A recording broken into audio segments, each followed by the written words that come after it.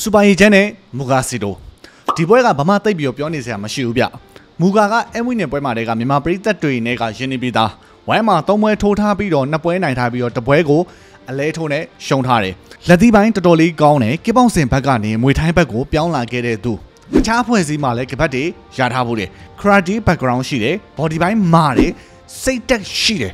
နိုင်လိုစိတ်ပြင်းထန်တယ်ဒါတွေကမူဂါစီတိုနဲ့ပတ်သက်ပြီးတော့ပရိသတ်တွေသိနေပြီးသားအချက်တွေလို့ထင်ပါတယ်အဲမွေနဲ့ပွဲမှာလည်းနှစ်ခါတောင်မှအမတ်စီရေခံရအောင်ထိုးထားခဲ့နိုင်ပြီးတော့မှအနိုင်ကနေအရှုံးဖြစ်သွားတော့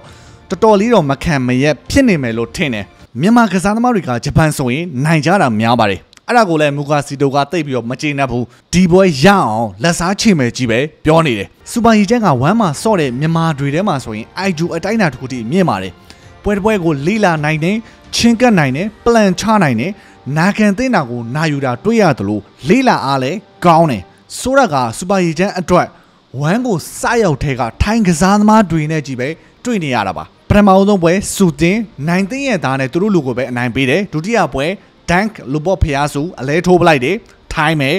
နောက်ဆုံးပွဲစန်ငါတစ်ဇက်ပုတ်နေရာကနေပြီးတော့တရုတ်ဆောင်ကပြပေးလိုက်ရတယ်ထိုင်းမယ်အခုပွဲကအဲ့ဒီထိုင်းကျိန်စာကနေပြီးတော့လွတ်လာပြီးတော့ပထမဦးဆုံးဂျပန်နဲ့တွေ့ရတာပါကျွန်တော်ရှေ့ပွဲကြိုတွေမှာအကျိန်ရာနဲ့ချီပြီးတော့ပြောပြီးသားပါဂျပန်ဆိုရင်မျက်နှာကိုပဲထိုးပါအခုမူဂါစီတို့လည်းဘောင်စင်စကီတော်တော်လေးမြင့်ပေမဲ့အထိုးမခံနိုင်ဘူးဂျပန်ရဲ့အားနည်းချက်ကအဲ့ဒါပဲဗျခုချိန်ဒီလေအဲ့ဒါကမှန်နေတော့မယ်စူပါရီချန်ကလည်းအကြံပဒံပို့ကြိုက်တဲ့သူရှင်ဝိုက်ချင်တဲ့သူဒါပေမဲ့ဒန်းနဲ့ပွဲကလိုမျိုးမူဂါစီတို့ကိုရှင်ပြီးတော့ဝိုက်လို့မရဘူးအဲမွေရှင်ဝိုက်တယ်ကြတာပဲရှေ့မှာဂျာလီဘန်လည်းရှင်ဝိုက်ခဲ့တယ်ကြတာပဲဆိုတော့ face to face တဲ့ကြီးဝိုင်းရင်ဂျပန်ရဲ့ဝိုင်းလက်သီးတွေကရေချမ်းတက်ပို့ပြီးတော့တိကျတယ်ပို့ပြီးတော့ပြင်းတဲ့အတွက်ကြောင့်မလို့ကိုယ့်လူအတွက်က risk များတယ်မရင်းသင်ဘူးအောက်ပိုင်းဖြို့ဖို့ body နိုင်ဖို့ကလည်းတိတ်ပြီးတော့မလွယ်ဘူးအကောင်းဆုံးပလန်ကပတ်စော့ဖို့ပါသူလည်း pressure ကြိုက်တယ်ကိုလည်းရင်းထိုးရတာကြိုက်တဲ့သူမလို့တချို့ပိုင်းတွေကရင်းရပါမယ်ဒါကိုရေချမ်းတွက်ပြီးသားလို့ထင်တယ်ပထမအချီကိုလေ့လာတဲ့အချီဖြစ်သုံးပါအဖြောင့်တိုင်းကြီးပဲအမြဲမဝင်ပါနဲ့ reach တိုင်းမခံပါနဲ့မူဂါစီတိုကအရက်ပိုရှိမယ် reach ပိုတာမယ်ဘယ်ဖြောင့်နဲ့အကွာဝေးတွေကိုတိုင်းတက်တယ်အတိုင်းမခံနဲ့ဝင်ရင်လဲပတ်ပြီးတော့ပဲဝင်ပါဒဲမဝင်ပါနဲ့စိတ်နည်းနည်းရှေ့ပါသူဒဲဝင်လာရင်လဲ push kick ကန်ပြီးတော့ပြန်ထွက်ပါတော့မဟုတ်ရတဲ့နည်းနဲ့နောက်ကိုပြန်ထွက်ပါဒါမှမဟုတ်ဆိုရင်လည်းမရတဲ့အဆုံးမှဆိုရင် clinch ကိုဆွဲကက်လိုက်ပါမူဂါစီတိုက clinch ပိုင်းအဲ့လောက်ထိမရပါဘူးအဓိက GU ဆိုင်ရမှာကအကွာဝေးလုံးဝတိုင်းခံလို့မရဘူးဒဲဝင်လို့မရဘူးဒဲမဝိုင်းနဲ့စိတ်ကလေးနည်းနည်းလေးရှေ့ပတ်စော့ပိုင်မီထင်တော့မှာ power punch တွေကိုထိုးပါနှစ်ယောက်လုံးအတွက်လက်သီးကအဖြေပါရေချမ်းနိုင်ရင်လည်းလက်သီးပိုင်းနဲ့ပဲနိုင်လိမ့်မယ်ရှုံးရင်လည်းလက်သီးပိုင်းနဲ့ပဲရှုံးပါလိမ့်မယ်အဲ့တော့တယောက်ကို